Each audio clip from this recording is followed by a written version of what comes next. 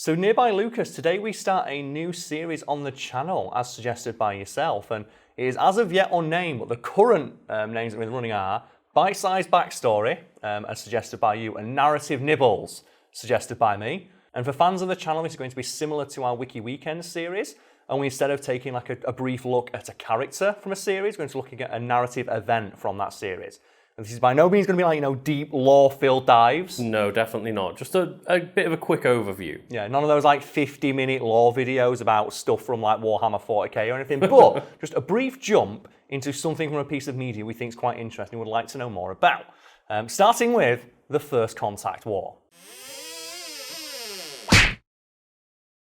So nearby Lucas, myself and you adore Mass Effect. Yes, indeed. And we have several Wiki Weekends on races and characters from the Mass Effect universe. But today, we're talking about an event from the Mass Effect universe. Perhaps one of the most important events in the entirety of the series, the First Contact War. And what's your understanding of the First Contact War before we delve into the Wiki?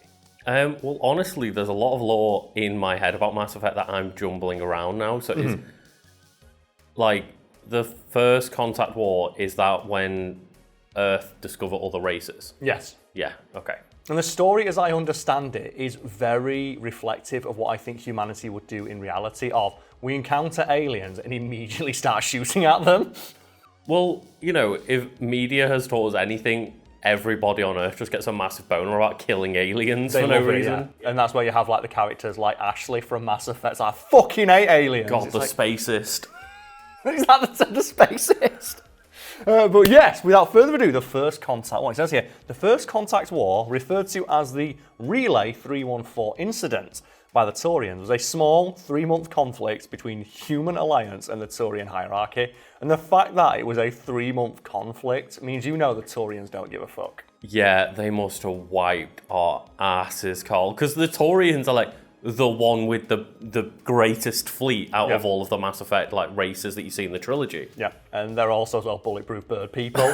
So I can't imagine just any small-scale skirmish between them notoriously frail and easy to kill humans and the bulletproof radioactive bird people with laser guns. We have here, Lucas, just the background for the event, for anyone curious. So, after discovering the Charon Relay, humans began a rapid expansion thanks to their newfound connection to the Mass Relay Network. One of the coolest things in Mass Effect, I think. Oh, yeah. It's what the series is named after, and the Mass Relay just, do you know that bullshit in science fiction where no one really knows how to travel faster than light? It's like we just put ships into what equates to just a physics gun and shoot the ships across the galaxy. Yeah, and I think one of the really interesting parts is it's not even a human invention. They barely know how they work. They just know they found it and they do know how to make it work. Yeah. And maybe we'll do another narrative nibble on the Mass Effect relays themselves. But it continues, hoping to expand their territory. Sounds right for humans there, and driven by immense curiosity about the galaxy. It should say greed. Yeah, you knew exactly what I was going to say. They began activating every Mass Effect relay they could find. However, in 2157, their actions caught the notice of known badasses, the Taurians, who found human explorers reactivating an inactive mass relay known as Relay 314, hence the term. And do you want to guess why the Taurians did not like humans messing with this particular Mass Effect relay? Guessing it was near their homeworld? It was not, no. It was forbidden to activate under Citadel regulations after the Rachni Wars. Oh, right, okay. So it probably led directly to the Rachni home. And already, in this one entry, we've got 4 more things I want to cover on this series. I want to do the Rachni Wars. Oh, that'd be cool. I want to do the Mass Effect relays, and if you want to see us do them too, let us know. And it says here that instead of negotiating, the Taurians just opened fire. I would.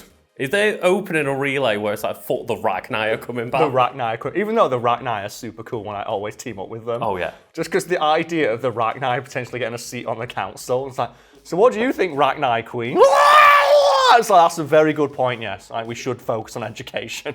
One starship escaped to warn the Alliance. A retaliatory force destroyed the Taurian vessels, and the situation quickly escalated into war. To the Taurians, it was merely a police action against an ignorant species.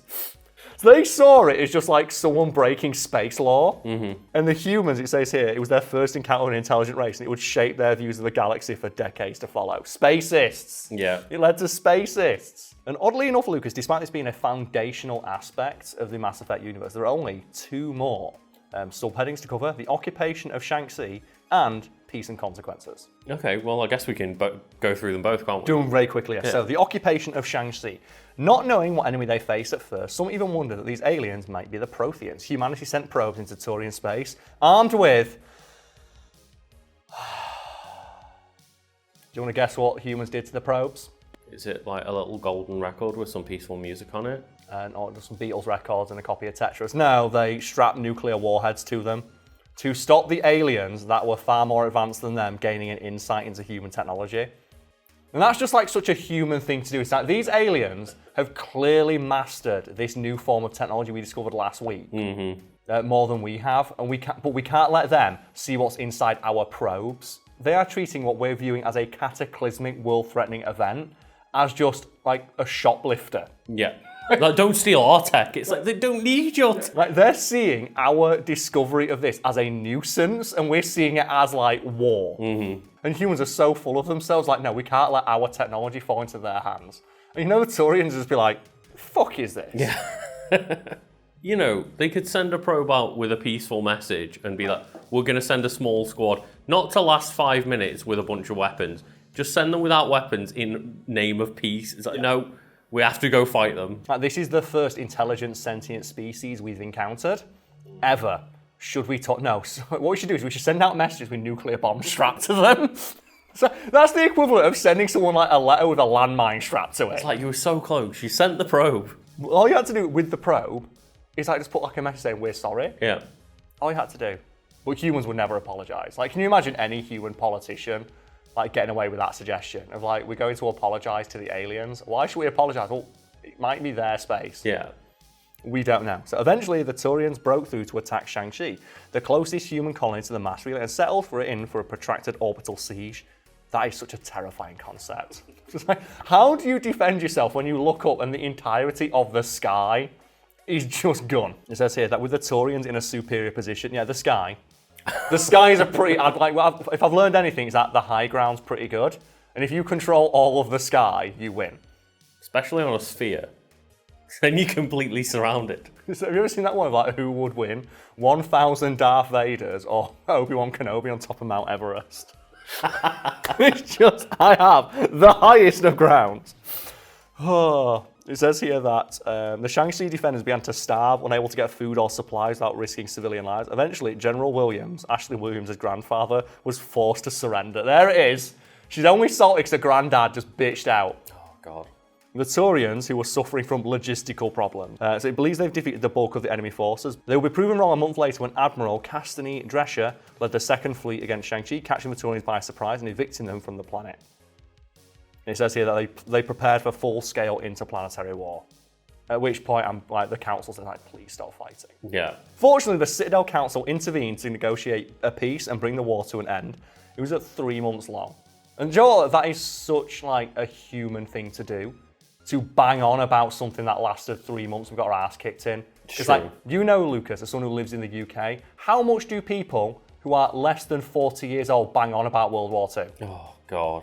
It's insufferable. Yeah. Or like that World Cup we won once, 60 years ago at this point. There were political and cultural ramifications for both sides. Humanity's first contact with an alien race would later create a bad reputation for humans and the Galactic Forum as aggressors, and created a climate of xenophobia amongst humans. Yeah. Like the existence of pro-human groups like Cerberus. The First Contact War also demonstrated humanity's extraordinary military capabilities, which drew the interest of the Council. And that's one of the things, like, why I always let the Council die. They only ever want to use humanity for its resources. I mean, humans do the same, Karl. Humans basically do the same when you let them take over. For their part, the Turians were ordered by the Council to pay heavy reparations to the humans. Veterans on both sides would harbour mistrust for a very long time. Like that, you've got to pay humans for kicking their ass so hard. In recent years, the antagonism remains. Relations have improved slightly. The two races are now trade partners. And the construction of the SSV Normandy, which is designed and built by engineers of both races. It does make a bit more sense, though, when you talk about this, where the very first mission in Mass Effect is overlooked by Saren. And, you know, a Turian, for people that don't know. and all of the humans on the ship are like, I don't know about this. I don't know about this guy. And he constantly talks about humans being dickheads. It's like, well, you almost upset the balance of the entire galaxy because you were greedily trying to like grasp at things you did not understand. Like you almost reawakened the Rachni, one of the most dangerous threats the galaxy's ever faced, besides like the Protheans. He's got a very good reason to not trust humans. And then Ashley's like, yeah, but my granddad got shot. Instead of being mad at the humans for doing it, it's like, no, he got shot, he was just doing his job. It's like, why not be mad at the people who sent him to fight in that war? Instead of like, why not get mad at the people who provoked the war by sending out probes with nuclear warheads strapped? 'Cause that's so mean. Yeah. That's such a mean thing to do. Like, can you imagine now if it turns out years later, like that Voyager probe you mentioned with like the golden record on it, actually had a nuclear bomb on there for the aliens? And just a message saying, get wrecked. Humanity #1. But yeah, let us know if you want more bite-sized backstory or narrative nibbles, because this is fun. I'll talk about Mass Effect all day. People know this. Hell yeah.